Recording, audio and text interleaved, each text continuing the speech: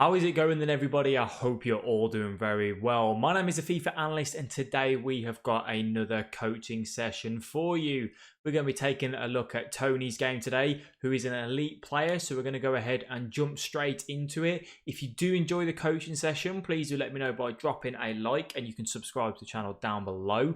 Put your thoughts in the comment section, and if you're enjoying these sessions and you want to see them live, we do stream every Tuesday, Thursday, Friday, Saturday and Sunday. A link is down below. And also, if you're after some coaching yourself, drop me a tweet on Twitter and I can send you all the details. But I hope you guys enjoy the video, and I'll catch you later. So this is Tony. He's currently sat in Division 2. He's got 20 wins to 23 in Weekend League. That's his usual sort of finish. So borderline Gold 1, Elite 3. What do you think your areas of weakness are? Attacking and consistency. Any particular areas you want me to focus on? Defending. So kind of both areas there really, isn't it? So what we'll say is, I think we've done quite a lot of defensive work recently. So we'll go and look directly at attacking in this particular game. See if there's any way that Tony can do a little bit better when it comes to attacking. So with being on borderline, 20 wins, 23, Gold 1, Elite 3, you have a very good understanding of the game as a whole. There's just going to be a few errors that you're going to be making on a regular basis, which we just need to try and fine-tune out. So this is just a friendly match against Conke, who's a very good FIFA player. Elite 1, verified, all that sort of stuff, I believe. So let's go and dive into it anyway. Again, we'll try and work out formations of what people are playing. I don't know the difference in teams. It doesn't seem like Tony's got an unreal team. But yeah, so if there's anything blatant in defence, we will point it out. But let's take a look at the attack a little bit more on this game. I like the patient build-up here. We're getting the players involved. What I don't like is that we get into this area here. We do a lovely little fake shot. I don't understand the flick-up. Because you can either drag back and look to come back in this way, or we can possibly heel to heel and come down that way, or we can even big touch and go down that way. Instead, I don't know what we try. I don't know why we try that little flick. Again, I'm more about just protecting that ball and seeing it as I said in the other video, your little baby. You got to protect it at all costs. So when you're in that area, you really have got to think about it logically. And I think the little flick is just a bit optimistic. I like that though. Just for the whole build-up, the patience with it really. Using the right back. This is what I mean. Well, when you bring your fullbacks forward, they just create problems. Like, it's just there. Look, he's just there. He's out on the wing. He's ready for the pass. That then meant you could bait that pass, and you've come back in on the inside and created a chance directly because you've got him out there. All right, I don't know where your one winger's gone. Mane, I think he's come back in here. So you're, at the minute, one thing to bear in mind is that the right centre mid has pushed over to like cover the right back. So you do only have one man directly in the middle. So you do have to be cautious when you bring these fullbacks back. I'm not saying it's, risk-free. Of course there's a risk when you take it. This, to be honest, was worked really, really well. Using Mane down on the right wing, playing it into Lacazette, using that run, which is good. I personally think the pass might be on here. So you had option number 1, but you chose to be a little bit more patient with it. Fine. We then work it across really nicely. And it's a lovely finish. I think I would have gone for the pass there, but nice finish. There's 1-0 up. Attackingly at the minute, we're being good with the ball. I really do like it. I think the pen's a little bit unfortunate to give away. I think Tony gets messed up here. He tries to switch to this Umtiti because clearly it's one of the threats that's about to come in. I think he tries to switch to him, but unfortunately it goes to Hernandez. Yeah, I think that is. And then he does press tackle, which is dangerous in that situation. What I would probably say is you've already going to concede that shot. Whether it goes in or gets saved is down to the keeper. It's down to RNG. Here, honestly, it's a catch-22. If you try the tackle and you win the... This defensive line seems really deep. Let me think. Like sat on the edge of the box.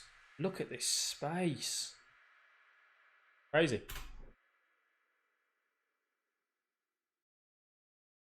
So what I'd be doing if this was me, with the defensive line sitting so deep, I would look at having my 2 CDMs basically push up. And I'd always be looking for Mane to be on the edge, Dembele to be on the edge, him to be on the edge. So you almost want your players there, there, there, your centre attacking mid there, and your right defensive mid and your left defensive mid there. And all I would be doing, because they're just sitting so deep, is I'd just be pinging it between all of these players and just waiting for them to drag a player out of position. It's kind of how I play it, if I'm honest with you.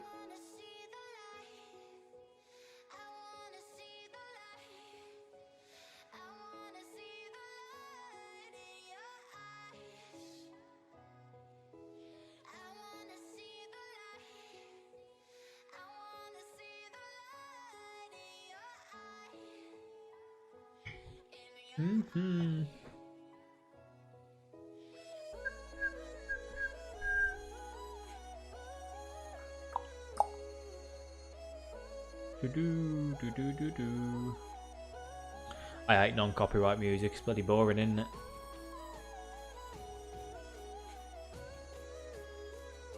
I'd switch to Guardiola maybe there. Try and get a tackle in.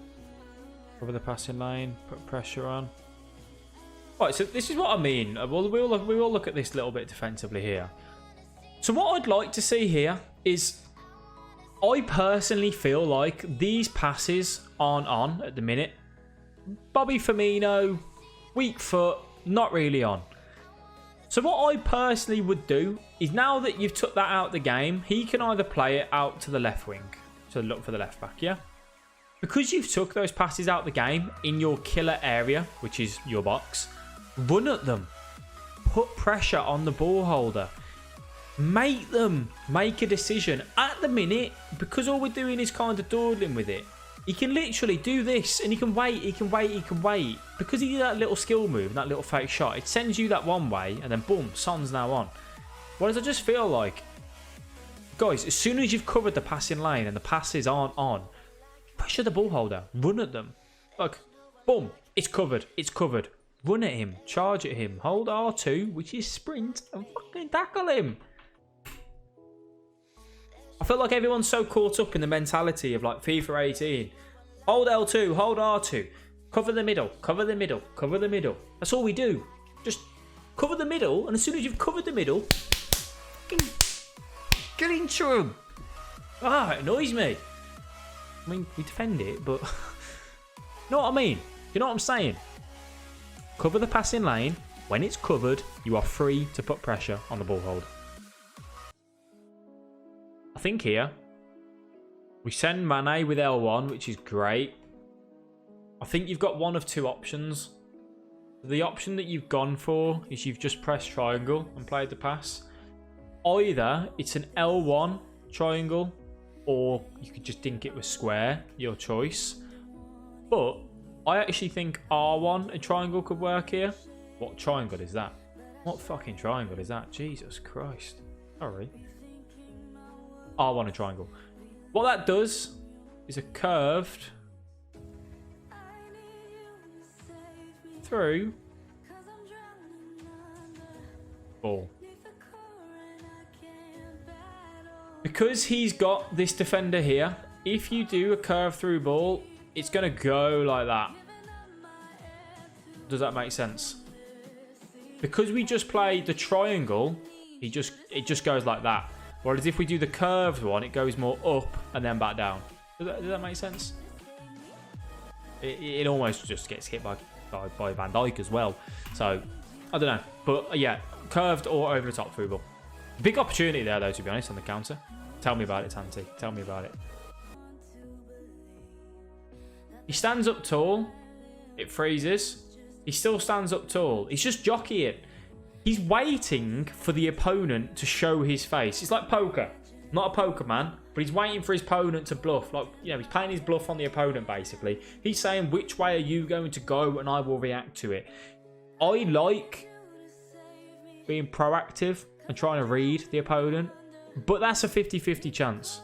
Not really great odds when it comes to FIFA.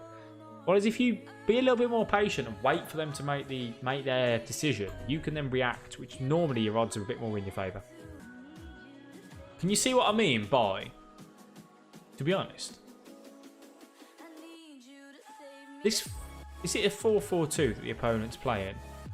He actually has got quite a few players left up, right? He's got 4 players left.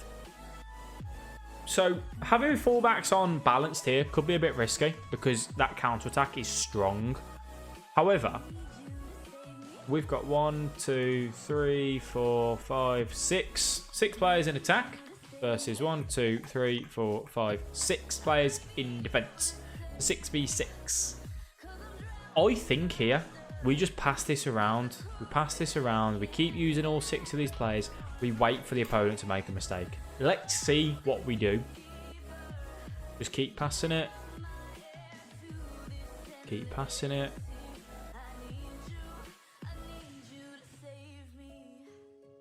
Okay. Come back. Guardiola. Maybe use the right wing. Use the right wing. No, that's too risky. We're doing fine. But then we do a stupid thing where... I don't know. I just think, again, guys, you're facing the wrong way. The pass that way, when you're facing that way, just doesn't work. I mean, if it's Neymar, a 5-star skiller, maybe they play a good back heel here, but Guardiola, it ain't going to happen. Just switch it out to the right wing. Get the fullback up a little bit. I like this little switch here. So it comes out to here.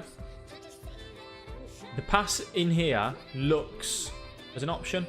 I just like the little bit of movement with Umtiti to just get forward, get in front of the attacker, and just cover that off. I like that. To me, that then just says, no, can't have it. Whereas if he didn't do that, and you left it to the AI and say he went to the nearest defender, that then means that Umtiti's going to be here, and this pass is now on. I just like the little subtle movement. Watch it again. I normally play with 4-2-3-1 or 4-4-2. Bob, how are you doing, mate? Good defending there, okay. Oh, risky, risky, risky. Okay, so let's look at this here. We keep moving it around in the middle, which is all right. We dawdled on it a little bit too long with Decore, who's obviously not, you know, the quickest. What he gets unfortunate with here is that I do it a lot myself. It's really difficult to read. So you can see the ball here. It almost looks like if Cancelo steps up, he can intercept that pass. It is one of them ones where it doesn't lock on and you can't get there. So then that leaves him out of position. Let's just appreciate the ball roll from Kankai though, Conke, and just pops it into the back of the net. So lovely goal there. A little bit unfortunate in terms of Tony's side. I think the dawdling with Decore. Decore is not the quickest. You know, as soon as you're in this situation, just think he's getting quite close, SEN is. He can easily put a bit of pressure on. I think it's Bobby Firmino. Bobby Firmino puts that bit of pressure on. So just need to be careful there. So what I would probably do now, if I was Tony, I'd change something. Whether that's going to like a 4-4-2, a 3-5-2, 3-4-1-2. But if he's going to stick in this same formation, I'd press up on the D-pad and go to left, which is attacking fullbacks. And I'd start getting the fullbacks up the pitch. We need a goal. You have to take some risks now. Your average FIFA player looks for the 1-2, right? We're playing against a very good opponent. This is just... I've said it before. You know, we say about how the ball is like your little baby that's just been born and we don't want to drop him. We don't want to hurt him. We want to love him for the rest of your life. That's what happens with the ball. When it comes to near post, it's like if you can see that you're near post, someone's just going to get a gun to your beloved partner, to your mom, to your brother, whoever it is. And if you give away a goal at the near post, they're going to die. You need to protect that near post at all costs, basically. And unfortunately, we don't do that. What we're trying to do is we're trying to cover this 1-2, I think.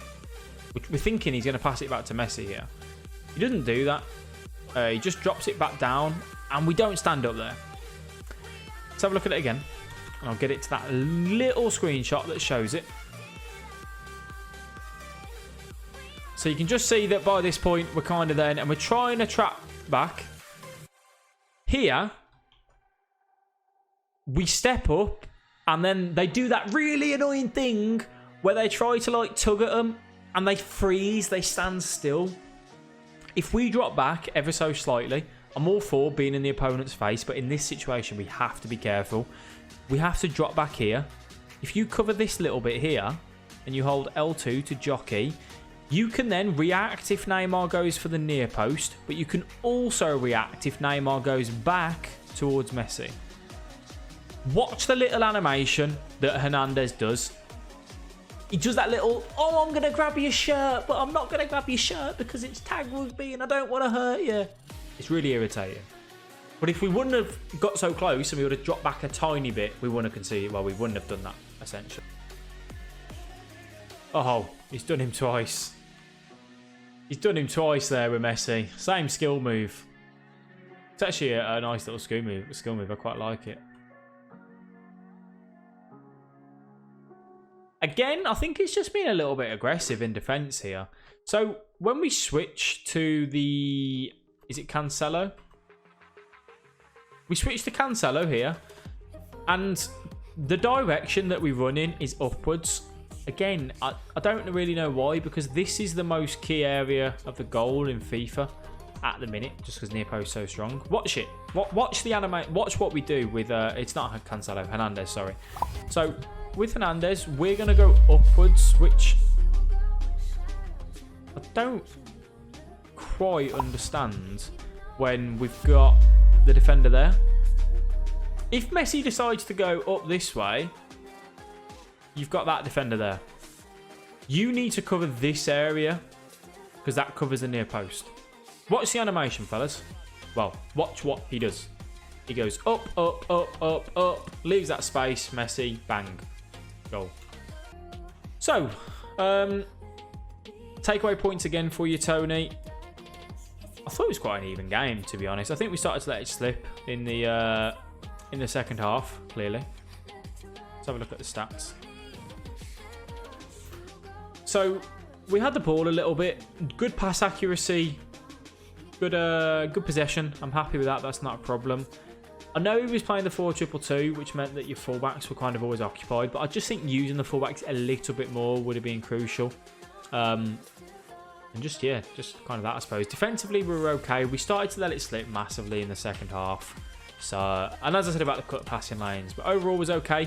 I do think we needed to change something up a little bit earlier, though. We kind of left it a little bit stale.